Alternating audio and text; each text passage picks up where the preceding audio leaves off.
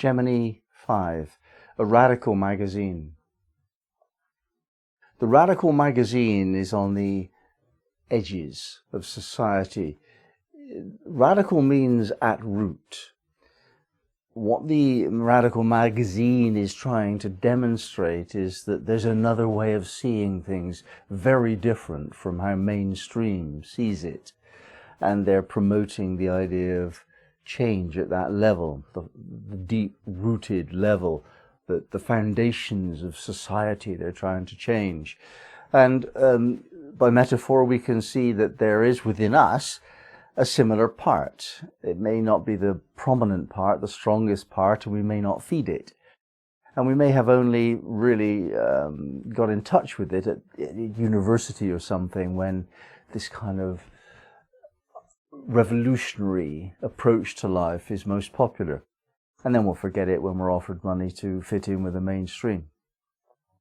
But the, excuse me, the issue is with spiritual development that what we're trying to do is to go against the mainstream way of thinking. That's the essence of what we're doing, in a sense. Perhaps not the essence, but as far as society is concerned, it is the essence. We don't believe what other people believe. We don't accept what other people accept. If this is not your approach to spirituality, then really I personally would call that religion. Religion is where you have taken a spiritual principle and corrupted it into a conformity which sponsors the status quo. The beginnings of religion, for example, we take Christianity, and Christ may have been an amazing guy with some lovely ideas, but when Paul came along and turned it into a religion, it got diminished a bit. And then when the Council of Nicaea came along 300 years later, they took all of the wonderful beliefs in Christianity and squeezed out the best bits and turned it into a religion so that it could enslave the minds of the mainstream. Now, I'm not going to apologize for offending the Christians who are listening to this. I want to offend you. And this is because today I'm teaching the idea of a radical magazine. I need to be like a radical magazine to do that. And a radical magazine intends to offend the ideas of the status quo. Now, of course, if you do that, and I hope I'm demonstrating this in my attitude, you're going to engender a kickback. Not everybody is going to like that, and some people are going to really dislike it and target you for their dislike. So those people that tend to represent the marginal ideas, they tend to be scapegoated. They tend to be blamed for the lack of ability to cope with life that other people in the mainstream are experiencing. Any force in the world, any force in existence is always met by an equal and opposite force. If that were not true, then there would be such imbalance in the world that the world would actually end. There must be balance for existence to exist. And that means that any strong push is certain to meet a strong push back.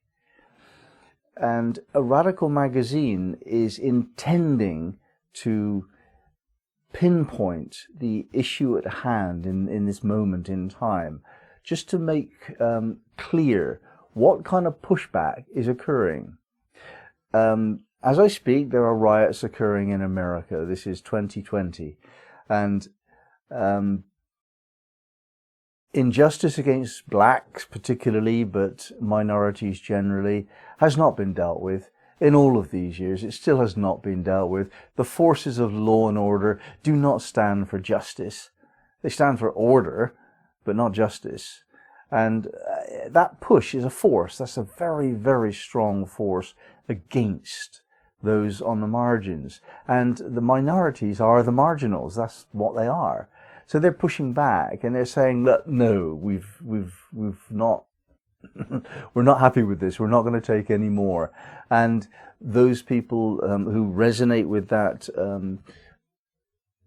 anger against the bullying of authority, even whites, even any nation, any religion are going to push back against bullying of authority because they disagree with it. They want freedom and justice. Those people are going to push back. And so there's a polarization of values here. There are some people who want to be mainstream and safe. They get their wages paid. They don't ever get into trouble. And those people, they are easily controlled like sheep. Those of us who really don't like that principle at all of bullying the lesser in society and making them conform, we become almost all the stronger because of this injustice. So the system of authority that wants to bully us is actually forcing us to speak up and act in some way against them. It is not necessary to do that. It could all be done quietly with words in debate. In a civilized society, it would be. We would keep our violence for the debating room, and we would express very strong words there, and that would be enough. But if that forum, that soapbox, is not made available, if freedom of thought is distorted, then violence is certain to occur. The principle within us is to contain our radical ideas into the violence of the spoken word and not the physical. When violence moves into the physical, then peace has ended. People are in increased danger then. Justice is flown. Then bullies take over and the more physically strong win. And there's a battle between people that eventually turns into war. That's what happens when riots are violent. We need to become much more demanding in our press. The purpose of the Fourth Estate, this is the name given to the press, is to challenge authority. It's like the court jester in ancient times, or comedians of today. The purpose of the Fourth Estate is to make sure that the other three, the military, the landowners, and the bankers, are kept in some kind of order, kept within reasonable limits. And our press has failed us in this. Our press has been bought by the rich people, and that our press supports the status quo, even though it's unjust, and even though it's nasty.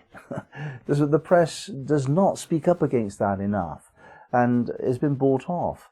So the Radical magazine is certain to be born.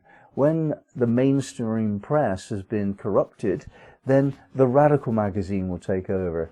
In our case today, that's more like Facebook than the printed word. But even Facebook and all of its petitions is lame. It doesn't do anything.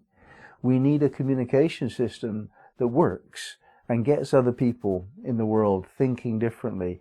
And eventually the masses have to say, no, enough. I'm not doing it. And to come up with some method of peaceful protest. It has to do with money. Like, stop buying things. That will do quite a lot. Gandhi had a pretty good idea. Stop buying Western clothes. Make your own salt. You know, pretty good ideas for a person in the 40s speaking against the largest empire of the world. He brought the British government to its knees by just saying, no, I'm not going to buy stuff that I don't need. I'll make it myself. That was his primary message. And I'm not going to protest violently. I will protest, but you will not see violence from me. That was Gandhi's message. So these are the thoughts that I have around the Radical magazine.